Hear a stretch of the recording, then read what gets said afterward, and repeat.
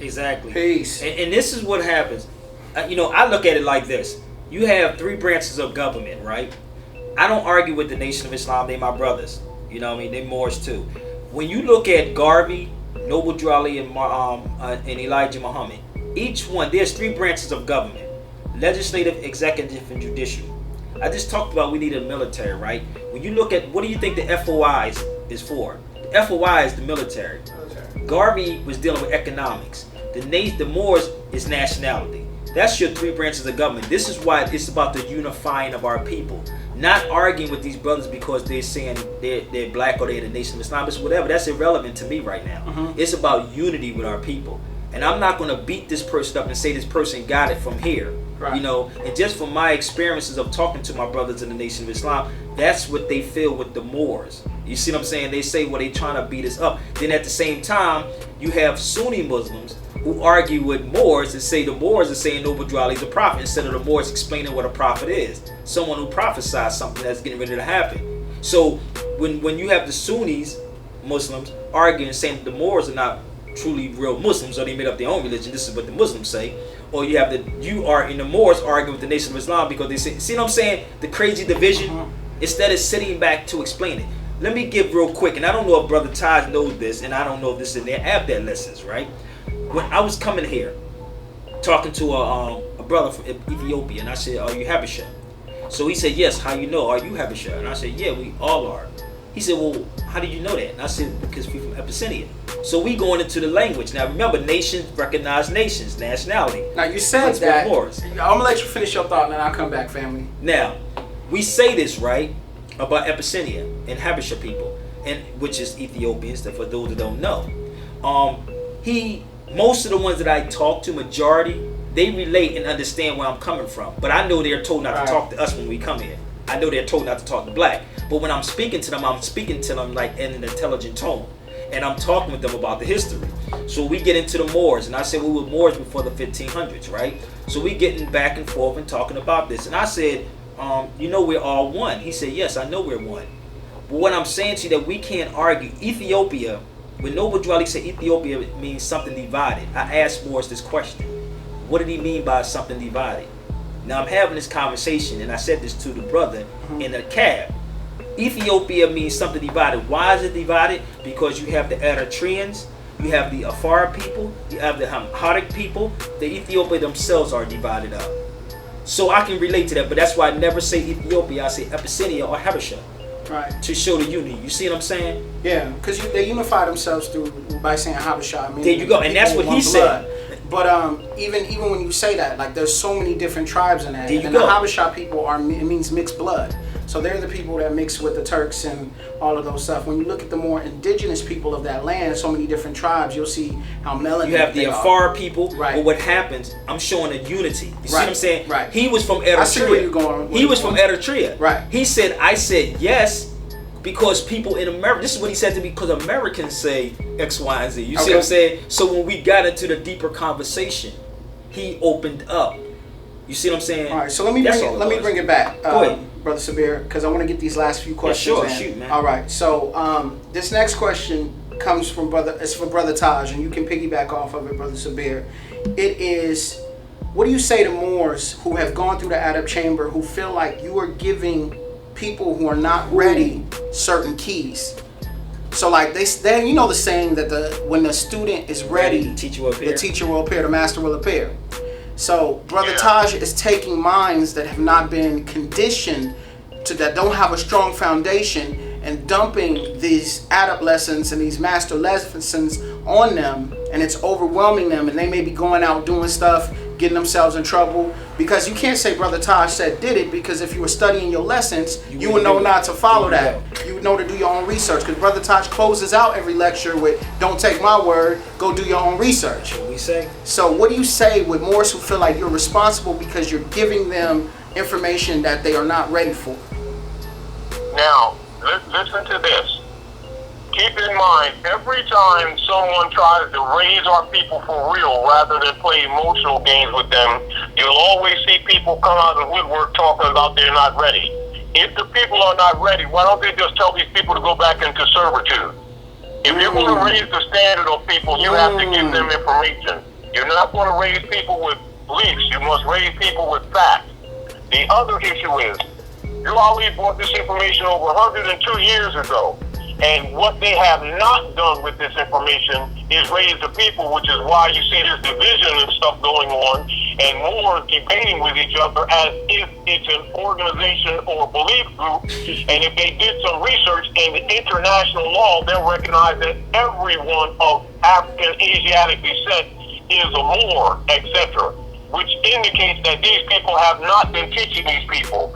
Even as the conversation goes, they keep talking about the Moors as if they're just people who follow Noble Ali rather than recognizing that's their bloodline. Yes. From a law perspective, they're declared incompetent. This is where much of the problem exists, because they don't know the history. And if you teach the people the history, it will stop the schism practices that we're discussing this very day. Anyone, and this is why you'll see very often, I'll take people to a dictionary, an ordinary dictionary, and show them that they're Moors. It's a bloodline. It's a pedigree. It's not a belief system, and it's not a club. Exactly. And when they talk about Noble Ali and they talk about Moors, they talk from like a third-party person. You can go right to the dictionary and see that these people of African descent are Moors. Any man, woman, or child, melanated, and dark-skinned woman or child is a Moor. That's a fact. It has nothing to do with what they believe or what they agree with or what they don't agree with. What do you say about key 14 of the Quran questionnaire, Brother Taj? Why are we Moorish Americans? Because we're Moorish Americans because we're descendants of Moroccans. Now Moor is a short for Moroccan. And Moroccan is a modern term for ancient Moabite. If anyone's familiar with any secret society across the planet, any Masonic order, etc., any of the governing bodies' politics, one of the first lessons that is given to all of them is a Ruth de Moabitis. Ruth de Moabitis is Yahshua's great-great-great-grandmother. Yahshua is the one that the Constantinians renamed Jesus during the Nicene Council of 322. People of hair like lambs, wool, skin like bird's breast are of direct descendants of the ancient Moabite. The modern name is Moroccan or Al-Moroccan, descendant of Moroccans or Americans. Now, there's Moors all over the planet. And because of the estate and the birthright of the Moors of the Western Hemisphere having been usurped by European colonial operatives, and do the research on Pope Innocent II, the Spanish Inquisition, is the Inquisition against the Moors, which is the foundation of the entire world's modern politics, etc. And so the distinction of the restoration of the estate of the Moors since the major launch of Unum Sanctum and Dum Diversas operating for the Inquisition operations collectively called the Doctrine of Discovery is launched from the North Gate, which is the cosmological name for North America. It is specific that the Moors in the West are the most sweet to the true history and to the cribbing or the occupation of their estate. This is why the Moors of the West are referred to as Moorish Americans. It's a political statement for a restoration of the estate. At the same time, you will see other Asiatics. If you talk to them and talk to them with an intelligent tone, they will tell you that they're Moors. Other Africans too, and people from Hindustan too. And I've had that experience talking with many Asiatics around the country. But what you have is the Asiatics here in North America are so ignorant of the history and of their bloodline that they keep talking about themselves from a third-party perspective. Peace. In psychology, that's called cognitive dissonance. And this is the major reason why you have all this schismata and these different people dealing with their belief systems as if their beliefs are their identity, and then getting on social media and competing, versing each other when the civilized world looks at them as ridiculously incompetent. Peace. Hold up. Peace. And peace, Brother Taj. We appreciate that breakdown. Brother Sabir is going to go into something, and we'll go into our last question. All right. Real quick, right? Go ahead. I like to keep it real plain because I don't want to go people's heads with a lot of this stuff. And some people, like he said, if the people not ready, just tell me they're not ready. But I know that there, as a teacher, it's a certain way that you have to teach certain people when you're talking to people. This is an article, and I pulled this article. I don't know if we can get a close up on this. Can we zoom in? But this is an article that I want everybody to say. This is when we talk about facts, and I could probably read it from here. Will Spain once more fall before the same tribe that conquered her in 711? All right. This newspaper was done in 1939 in Ohio, right? This paper, it said nothing about religion. It said Moors, right? But let me tell you the description of these people that it said. It said there was originally of nomadic tribe in Berber and Hamitites, northern Africans. They were dark-skinned, sometimes almost black. That's exactly what the article states inside there. So, going back, when most people that I encounter, just recently a sister said, well, do you have to be in Islam to be a Muslim? I mean, a Moor. I said, no, you do not. Because Moors wasn't just Muslims. And people, they tell people stuff like this, and that's not correct.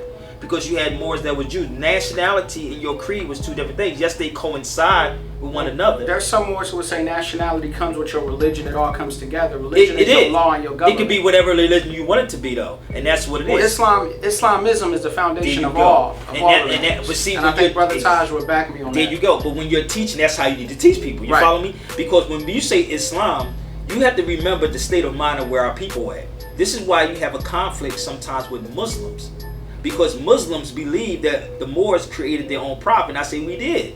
You know what I mean? We did. But I understand and understand it when I sit with them and say this is what we're talking about by prophet. You see what I'm saying? Because Islamism is our creed. It's a way of life. If you teach it that way. You follow me? It's a way of life. That's all Islam truly is. But what happens when people hear these things, they say, well, brother, I don't want religion.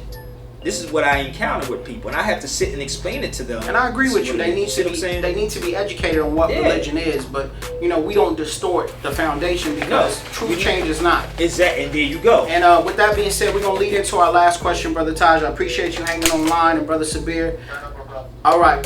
So let's get into it, man. Out of respect for the family and the brothers out of Temple number 5, as a member of the Moorish Science Temple of America, I've also got instructions, not to go into the information, so to speak. I can't do it from the network standpoint, but as a member, let me say this.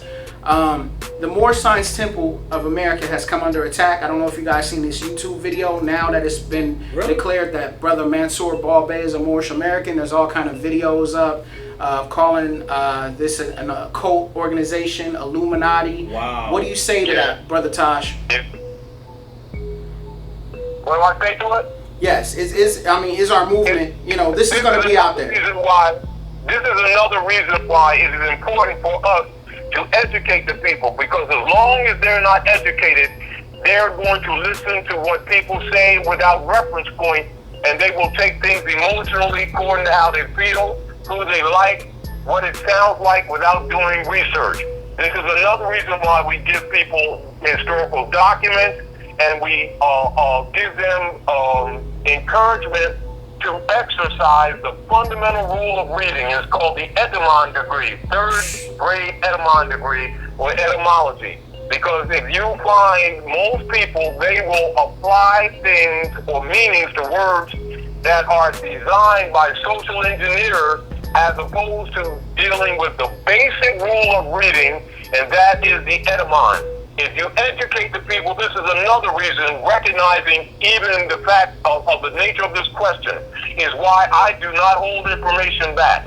Because what you find, our people start arguing on opinions, and 90% of what they say are connotative reflections and have nothing to do with the original meanings of the words or in context with when the issues or statements were issued. And you find this is a horrible practice amongst our people. And as a statement, you can, once you begin to learn these fundamental principles, you can see why people from around the world, one, have limited respect for our people, or you'll hear even other Asiatics from Africa and other areas where they don't like black people.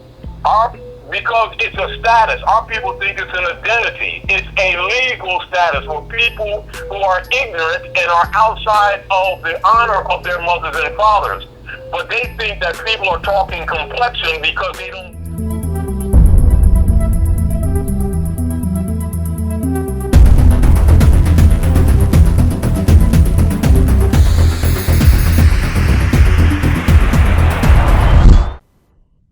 the last segment, we learned the proper protocol of what to do if you are stopped by a sheriff or a police enforcer.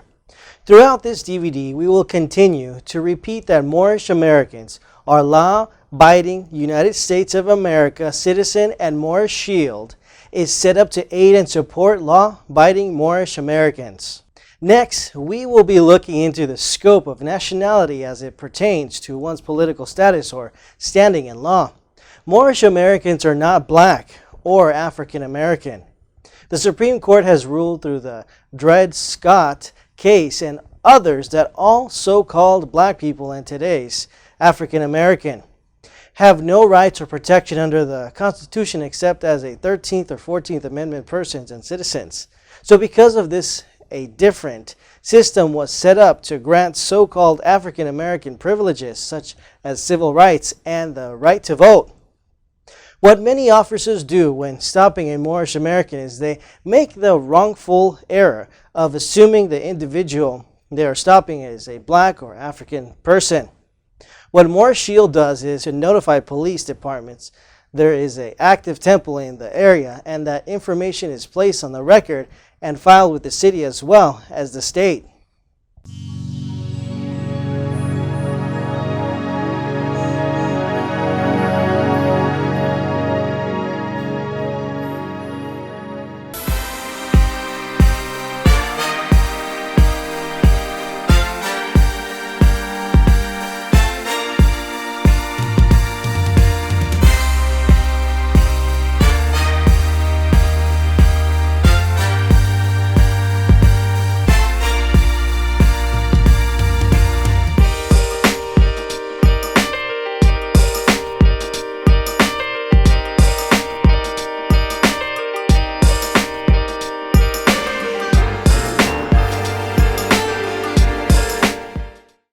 As a former attorney, one of the things I've come to realize is there are Moorish American city officials, Moorish American law enforcement officers, Moorish Americans who fight and serve this country. So we have to understand the majority of Moorish Americans are law-abiding United States of America citizens, with the protection under the Constitution to practice religion as they see fit. In 2010, President Obama signed on to the rights of indigenous people. Many Moorish Americans are indigenous to America. So what Moorish Shield does is it helps to notify law enforcement magistrates and judges about Moorish Americans. Going into 2015 to 2016, we will continue to work with government and city officials, as well as the Secretary of State office, to assure that all Moorish Americans' rights